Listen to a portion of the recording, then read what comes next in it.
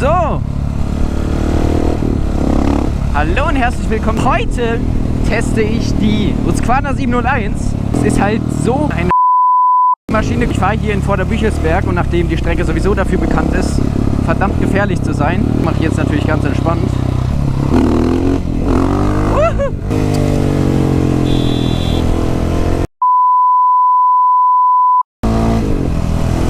Habt ihr es gesehen? Was machst du da?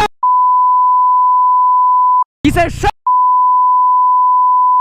Alter, ich krieg einen Rappel!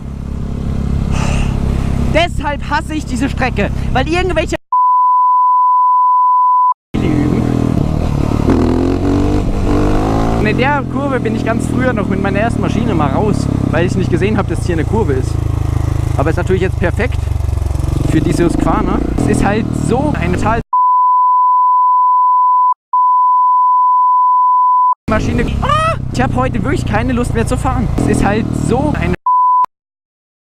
In diesem Sinne sage ich danke zum Zuschauen von diesem kleinen Rage-Test. Gut, bis dann. Tschüssle!